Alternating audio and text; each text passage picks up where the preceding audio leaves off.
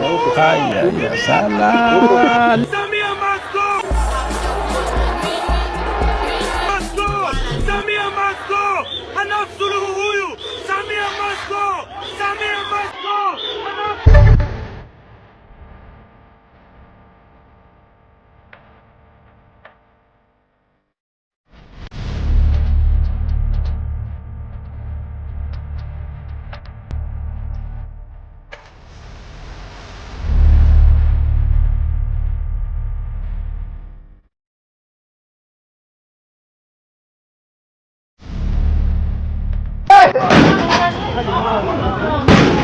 Wanapigwa kila mahali mama yake. Baba arudi Mkumba Sengia. Piga mwendo kasi ya Makuma. Mwendo kasi hapo. Mwendo kasi.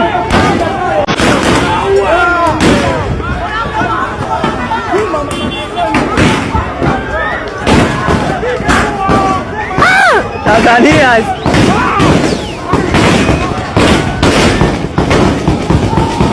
Mwendo kasi imeharibiwa Kisegi.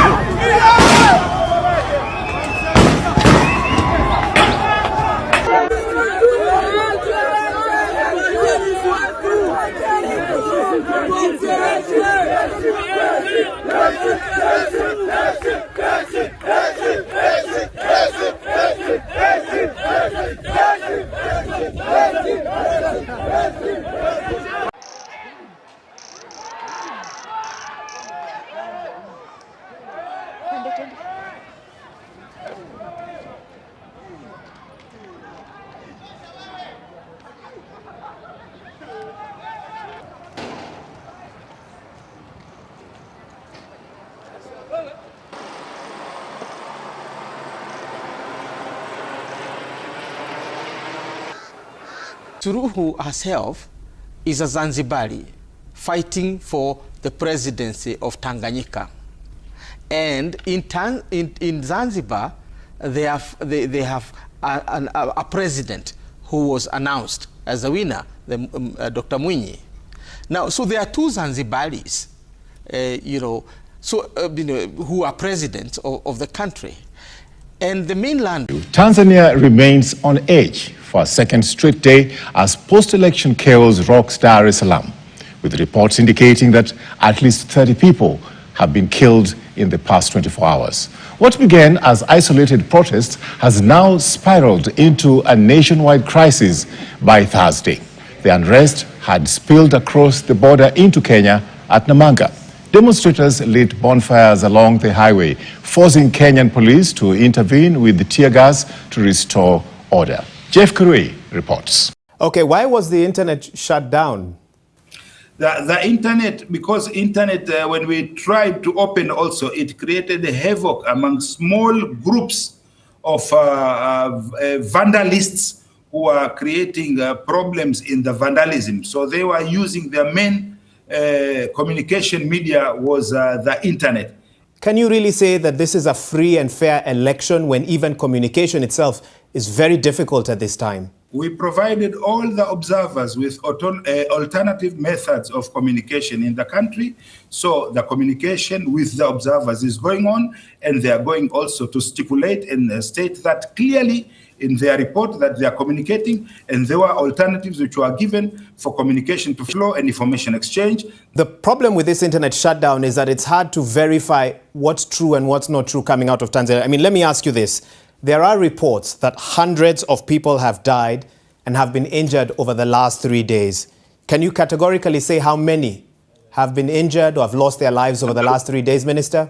At the moment, nobody can state how many were injured, how many suffered, or how many properties were burnt. We are continuing to receive also the reports of the vandalized properties, private properties, including several regions of Tanzania. We are collecting that information. Some of the border posts, some of Tanzania Revenue Authority, some of the police posts, some of public properties, public cars, some of TANESCO, which is our electricity supply company cars were burnt. We are continuing to receive those reports. At the moment, nobody can accumulate all those numbers and say until all the data and figures are in place. The UN is saying 10 people have lost their lives. Chadema says it could be up to 700. Well, at the moment, I'm reading as you are reading, but let's wait for the right authorized information to be out. Whenever elections are held, the call or the aim is to have them dubbed as free and fair. There are numerous allegations that the 2025 elections were neither free nor fair, and one of them is cited on the fact that major opposition candidates were excluded. How do you respond to that?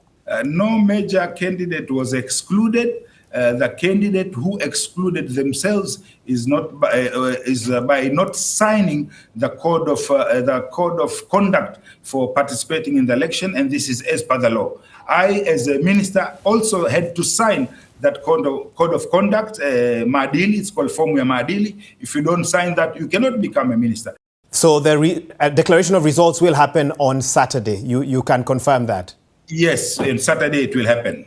Okay. Well, last night the army was deployed in Dar es Salaam following the protests that erupted. What's the state of Dar es Salaam today? Dar es Salaam is very, very peaceful. I've been around today a lot. The restrictions is between 6 p.m. in the evening to 6 a.m. in the morning. And that restriction is you have to have a reason when you go out in order to maintain the peace in the country. But during the day, everybody is free to continue with their own work. When will the internet be back on? Hopefully, we are all looking forward for it to be back, but at least by tomorrow. I always criticize the Westerners for the problems they caused in African continent and the life of in the problem they caused in the lives of the black people. But again, before we go deeper or go far and start to criticize all that has been done with these people, we have still to come back in here in home and speak about our own problems, because today in Africa we still have a major problem. We are still having a major problem, and this problem is only being caused by African leaders. The African leaders are like a diseases. Are like the cancer to the African unity, because we cannot achieve the agenda of African unity by 2050 if we are still having this kind of leaders who don't look on the interests, on the future of the African continent and the African people. Because these people, these Africans, for the Westerners to come and do all the evil deeds they do here in Africa, they must come through certain people. They must come through our African leaders, because without the access and opportunity of African leaders, the foreigners cannot come and access our countries. That's the fact. I think that what was done to brainwash black people around the world, long before they even left Africa, we are still suffering from that legacy of colonization, the legacy of slavery, where the people in power, they themselves don't believe they can do it. We still have leaders who believe you can't make it unless you're working with white people. We have individuals who think only something brought in by white people is what's likely to succeed. With that kind of mentality, it is a very difficult battle. Our battle to succeed, to unite as the African continent, it is a battle of the mind. And each and every African must realize that we are defeated where it matters the most, which is the mind, brainwashed to the core. So they must come through our own people. So our own people are the ones who are giving them opportunity to come and access to African continent, and take which belongs to us, which belongs to our future and our future generation. Now, today, when you go in African leadership, many of the African leaders are very old. They are out of age to govern their countries. For example, go to the country like Uganda. Yoweri Museveni has been the president of that country before I was born. He has been the leader of this country since 1886. Up to this time, he is still vying for the candidature in presidential bid. When you go in Cameroon, Paul Biya has ruled this country for 40 years, and he is still... The world's oldest president is running again. His name is Paul Biya. And guess how old he is? 92 years. He is older than the atomic bomb, older than space travel, older than the United Nations, and of course, the computer and the internet. Still taking and fighting, causing many deaths just for him to take this country as a leader. Now, we have many countries with this kind of things. Today, we are watching all that's happening in the country of Tanzania.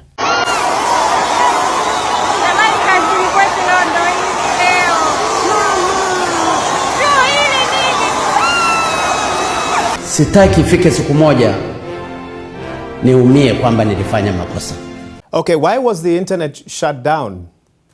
The internet, because internet, when we tried to open also, it created a havoc among small groups of vandalists who are creating problems in the vandalism. So they were using their main communication media was the internet. Can you really say that this is a free and fair election when even communication itself is very difficult at this time? We provided all the observers with alternative methods of communication in the country. So the communication with the observers is going on, and they are going also to stipulate and state that clearly in their report that they are communicating, and there were alternatives which were given for communication to flow and information exchange. The problem with this internet shutdown is that it's hard to verify what's true and what's not true coming out of Tanzania. I mean, let me ask you this. There are reports that hundreds of people have died and have been injured over the last 3 days. Can you categorically say how many have been injured or have lost their lives over the last 3 days, Minister? At the moment, nobody can state how many were injured, how many suffered, or how many properties were burnt. We are continuing to receive also the reports of the vandalized properties, private properties, including several regions of Tanzania. We are collecting that information. Some of the border posts, some of Tanzania Revenue Authority, some of the police posts, some of public properties, public cars, some of TANESCO, which is our electricity supply company. Predecessor was passed away. Mwalimu Julius Magufuli, Pombe Magufuli, which forced his deputy president, the madam today, to take over as the president of this country. And again, after his time, he was supposed to go in an election bid and contest with the people with the opposition leaders or the people who are coming to vie for this position. And if she managed to pass, then it could have been better for her to come and rule this country peacefully. But again, this is the first women president in East Africa, but he has been named a dictator because of what he's trying to do. How can you go to vie for a presidential bid when you don't have an opponent? The ballot paper only have your name, and you are calling yourself a democratic. You are telling your people to go and practice their democratic way. Which democratic way if you are denying them the opportunity to practice their democratic way as how it's supposed to be? And now she's causing chaos, fight, quarrels, and burning of the country because of his greediness.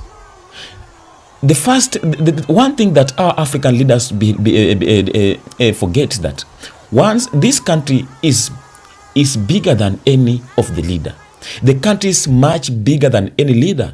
So once the leader has ascended to that position, he forgets everything, and he starts to feel like he is the owner of this country. He just starts to take this country as a personal or private asset or business. He or she wants to run the way he wants. He or she just want to take it in either direction she or he wants.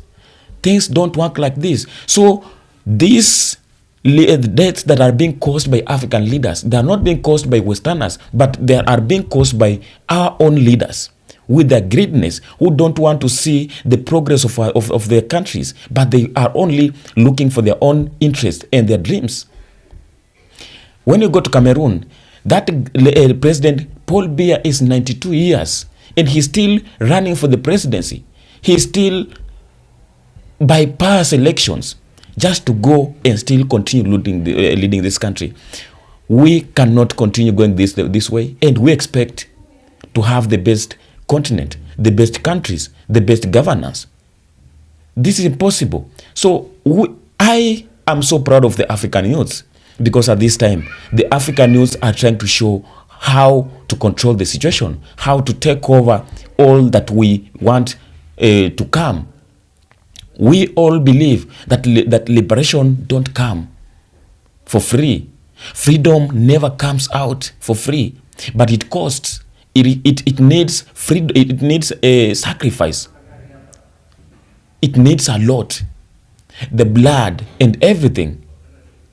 It's a long process. So all the Africans who are dying through this process, they are not dying in vain. Their death will never be in vain, because even without the death of some freedom fighters for the ancient years who fought for this great continent of Africa, then today maybe we would have still been living under the colonial regimes and the Western systems. We are so grateful for this, even though we are not yet been liberated our countries as how it is or fully, but we are having something to call our own. So the movement that has started today, this started from Kenya and it spread across over the world, where now we are watching the Gen Zs are doing great things in the world, which is bringing a change and revolution. And now the leaders who are making the life of the Africans to look how it's looking today, to look like a tragedy, your days are numbered. Your days are numbered, and we are not going to quit this until we achieve the agenda. We are not going to let the people who don't have the interest of the continent, of the countries of their people, to continue sitting in that positions that is only misleading people, selling out our countries, our richness, and our resources. So, if we countries and leaders can continue leading our African countries like this, then that is how the Westerners want. That's their impression. Because when we fight, we continue destroying our countries. That's how they feel. Okay, they feel good. That's how they want it to happen. Because through this, they will be coming, pretending that they come to help for the problem they are causing. And through that process, they benefit a lot. We fight, we kill other, they come, they take our gold, they take our minerals, they go back to build their countries. We have to wake up, Africa. This is not the time of the freedom fighters. This is not the time of slavery. This is a new generation. Time has changed and everything has changed. We say that this is an end of dictatorship in Africa. This is an end of imperialism and West control. Nobody will come to tell us how to govern our countries. Nobody will come to tell us what to do with our governments. Nobody will come to tell us who to elect. The power belongs to the people. And the people of Africa, we are going to show the world how the power belongs to the people. And this is just the beginning. The journey starts now. I am talking to the African youth for the great job you're doing, for the great spirit of Thomas Sankara, Kwame Nkrumah, and Muammar Gaddafi. They were only fighting for the freedom and independence of Africa. That's why today we're watching this happen. So I will not take much of a time. I hope that you're watching all that's happening today, so we can say that this is a coup. In Tanzania, a coup is loading, because now the armies are joining the citizens to go on the street. Freedom must come out, and the people's right must be observed, must be respected, and the people's decision must be respected. Until next episode, we come and do the same. We come and speak something else concerning African continent. The motherland is here, reclaiming its dignity, and we are the one to bring its back her dignity. The African continent, the source of mankind, Al-Kebulan, the great continent. We are here to protect it as how we can. Until next time, let's meet on the comment section and really know what are your views, what are your perspectives according to the situation that's happened today across the world. Until next time, be blessed watching from. Don't stop supporting this Kenyan Explorer channel until we reach our journey. And be blessed watching from. I love and appreciate you for being here each and every time.